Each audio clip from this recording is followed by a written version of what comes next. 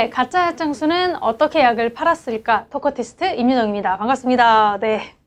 자, 네. 오늘 여러분들과 함께 드릴 이야기는요, 소개해드릴 이야기는요, 여러분들 우리가 대화를 할 때 어른에게만 이야기하진 않잖아요. 우리보다, 물론 나이가 많은 사람도 계시고, 혹은 좀 동갑도 많고 하지만, 이런 분들도 계실 겁니다. 우리 직업적으로는요, 학원 선생님도 계시고, 또 초등학교 선생님 혹은 유치원 선생님도 많이 계시죠. 자, 이런 분들의 공통점은요, 바로 대화하는 상대가 주로 어른보다는 아이들이 많다라는 거죠. 나보다 어린 아이들과 대화하기. 자, 오늘은 그래서 키즈 스피치가 아니고요, 키즈에게 스피치하기에 대해서 한번 이야기를 해보도록 하겠습니다. 자, 키즈에게 스피치하기. 자, 우리 이거 하면 얼마나 좋은 점들이 많냐면요, 첫 번째로 먼저 어린아이들의 순수성을 배울 수가 있어요. 저도 그 아이들과 조금 대화를 해보는 강의를 좀 진행을 해봤었는데 아이들의 상상력과 그런 순수성이 굉장해요. 그래서 저도 이제 좀 나이가 들어서 좀 마음이 조금 때가 새까맣게 꼈는데, 저 그런 것들을 조금은 좀 소독해주는 저 그런 느낌도 좀 들었었고, 그리고 또 한 가지는 내가 어떤 정보를 얻고자 할 때, 이건 좀 되게 웃겨요. 정보를 얻고자 할 때 애들은 솔직해요. 아시잖아요. 애들은 꾸밈이 없어. 그렇기 때문에 쟤를 좀 잘 이렇게 구슬리다 보면 좀 내가 원하는 정보를, 굉장히 양질의 정보를 좀 얻을 수 있다는 거예요. 예를 들어서 누가 잘못했어. 그러면 그 집 애한테 물어보면 무슨 일이 있었니? 라고 얘기하면 원래는 저 아빠가 어떻게 했고요. 엄마는요 좀 안 그랬어요. 이렇게 다 얘기하잖아요. 애들은 좀 순수해가지고.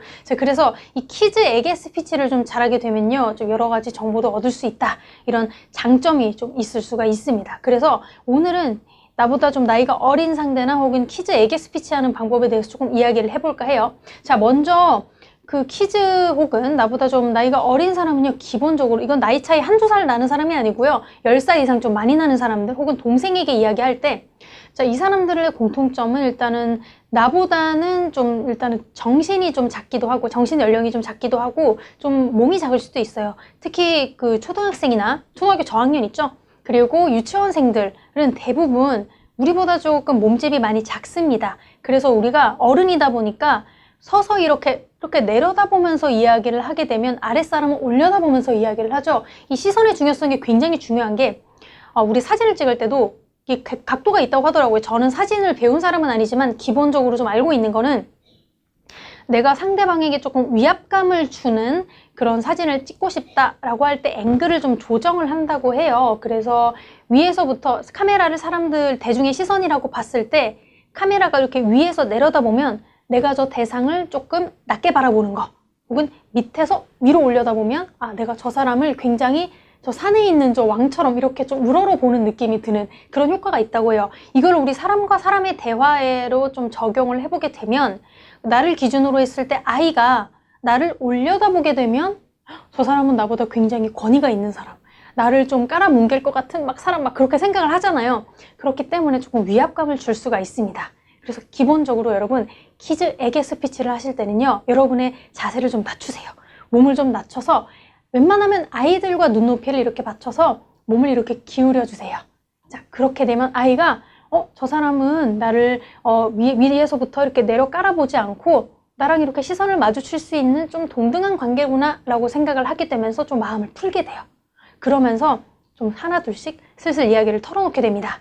그래서 이렇게 아이들에게 약간은 좀 인기가 많아질 수 있는 그런 것들을 좀 노려보실 수가 있고요. 또 한 가지는 이 시선의 처리뿐만이 아니고, 여러분들이 아이들과 대화할 때는 목소리 톤을 까시지 마시고 가능하면 좀 텐션을 올려주시는 게 좋아요. 작은 일에도 잘했어 라고 이야기를 하면 이제 아이들은 좀 칭찬에 좀 힘을 많이 얻거든요.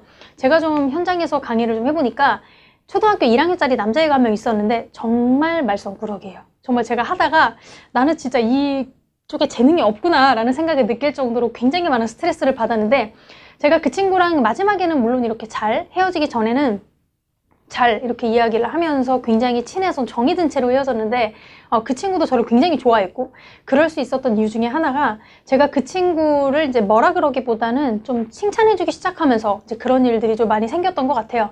처음에는 누구야, 너 왜 안 하니?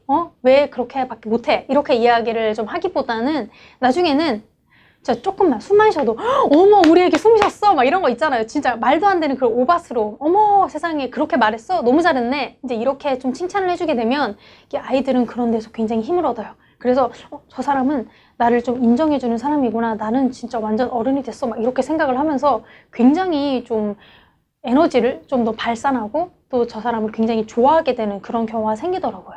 그래서 여러분들 키즈 에게 스피치 하실 때는요. 첫 번째는 여러분의 자세를 좀 낮춰서 아이들과 시선을 맞추시고요. 그 두 번째는 바로 여러분의 텐션, 톤을 아이들의 에너지에 맞게끔 좀 올려주시는 그런 방법이 좋을 것 같습니다. 물론 우리는 어른이기 때문에 애들의 텐션에 맞추는 게 진짜 힘들어요. 아시잖아요. 우리는 3시간만 좀 걸어다니면 좀 힘든 거 3시간? 1시간만 걸어다녀도 좀 자리에 앉아야 되잖아요. 근데 애들의 에너지는 장난 아니에요. 그렇기 때문에 걔들한테 좀 맞춰가는 게 좀 많이 힘드실 수는 있겠지만 적어도 우리가 키즈에게 좀 원하는 것을 얻기 위해서는 좀 그들의 좀 습성을 파악하고 그들의 시각에 좀 맞출 필요는 있다. 이렇게 말씀을 드리고 싶습니다. 자, 오늘은 키즈에게 스피치하는 방법에 대해서 알아봤습니다.